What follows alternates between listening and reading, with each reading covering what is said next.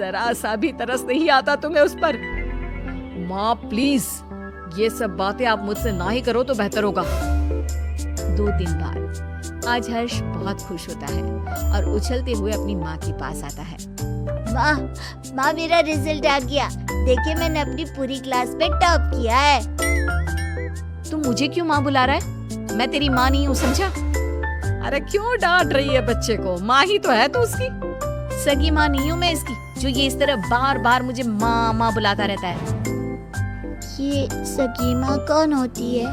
क्या माँ भी कभी सगी और पराई होती है? लो फिर शुरू हो गया। माँ जी, आपने ना इसे बहुत सर पर चढ़ा रखा है, अब आप ही संभालिए इसे। दृष्टि स्कूल से आती ही होगी, मुझे उसके लिए खाना भी बनाना है। इतना कहकर महिमा वहाँ से चली जाती है। दादी, कोई मुझे प्यार क्यों नहीं करता?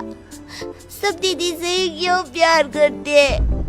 अरे ना ना बेटा, ऐसी कोई बात नहीं है। दृष्टि बड़ी है ना, इसलिए बस सबको उसकी फिक्र लगी रहती है। फिक्र और प्यार दोनों में अंतर होता है दादी। मम्मी पापा ना तो मेरी फिक्र करते हैं और ना ही मुझसे प्यार। 7 साल के बच्चे की ये बातें सुनकर वसुंधरा खामोश खड़ी रह जाती है। उसे समझ में नहीं आता कि वो बोले भी तो क्या।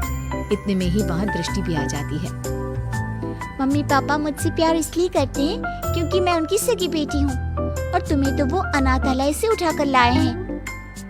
दृष्टि, कितनी बार समझाया है, इस तरह बात नहीं करते। छोटा भाई है वो तुम्हारा।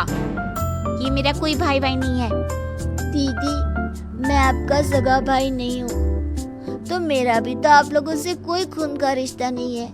उसके बाद भी जब मैं आप लोगों का स्वीकार कर सकता हूँ, तो आप लोग क्यों नहीं अपना रहे मुझे? शोर सुनकर गिरीश और महिमा भी बाहर आते हैं। इतना शोर क्यों हो रहा है यहाँ? क्या चल रहा है ये सब? देखिए ना पापा इस लड़की को। क्यों रे हर्ष, आप कौन सा ज्ञान झाड़ रहा है तू? मैंने तो बस छोटा सा सवाल ही पूछा था दीदी से। अगर उनके लिए मैं कोई गैर हूँ, तो आप कौन से मेरे सगे हैं? उसके बाद भी जब मैं आपको अपने जन्मदाता की जगह दे सकता हूँ, तो आप लोग ऐसा क्यों नहीं कर सकते? हर्ष के इन सवालों से पूरे घर में सन्नाटा छा जाता है। वसुंधरा अपने आंसू पोंछते हुए गिरीश और महिमा से सवाल करती है। अब क्यों चुप हो तुम लोग? जवाब दो ना इस बच्चे के सवाल का। हर्ष के सवालों का किसी के पास कोई जवाब नहीं होता। गिरीश और महिमा बिना कुछ बोले अपने रूम की तरफ चले जाते हैं। ये लड़का तो जरूरत से ज्यादा ही तेज है। कहीं हमने इसे गोद लेकर कोई गलती तो नहीं कर दी? अगर ऐसा ही रहा तब तो ये हमारी बेटी का हक छीन लेगा और पूरी प्रॉपर्टी हड़प लेगा। तुम सही बोल रही हो महिमा। हमें जल्दी से इस लड़के का कुछ करना होगा। ये हमारी बेटी के लिए खतरा हो सकता है। अगले दिन, हर्ष बेटा कहाँ हो? चलो आज हम तुम्हें कहीं बाहर घुमाने ले चलते हैं। सच में माँ, हम घूमने जा रहे हैं? हाँ बेटा, अब जल्दी से तैयार होकर आ जाओ। हर्ष भागते हुए अपने रूम में तैयार होने जाता है। थोड़ी देर बाद वो तैयार होकर बाहर आता है, जहाँ गिरीश और महिमा उसका इंतजार कर रहे होते हैं। मम्मी पापा, हम कहाँ जा रहे हैं? आज हम तुम्हें मेला दिखाने के लिए लेकर जा रहे हैं। कल तुम्हारे सवालों ने हमारी आंखें खोल दी, इसलिए अब हम तुम्हें अपने सगे बेटे जितना ही प्यार देंगे। हर्ष ये सब सुनकर बेहद खुश हो जाता है।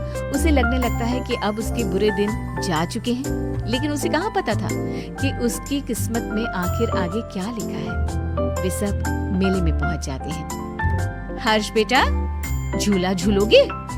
हाँ मम्मा, मुझे झूला झूलना बहुत पसंद है। ठीक है, तुम जाकर झूला झूल लो, हम लोग तुम्हारा यही इंतजार करते हैं। हर्ष चला जाता है। यही अच्छा समय है, अब हम घर चलते हैं, इसका काम तो हो गया। सही कहा तुमने, मेला घर से इतना दूर है कि ये वापस लौटकर कभी नहीं आ पाएगा। गिरीश और महिमा वहाँ से चले जाते हैं। हर्ष जब वापस लौटता है तो उसे वहाँ कोई नजर नहीं आता। वो पागलों की तरह अपने परिवार वालों को ढूंढता है। कुछ घंटे ढूंढने के बाद जब उसे कोई नहीं मिलता तो उसे सब समझ आ जाता है। अब वो करता भी तो क्या? न घर का पता मालूम था, ना ही कोई फोन नंबर। थक हार कर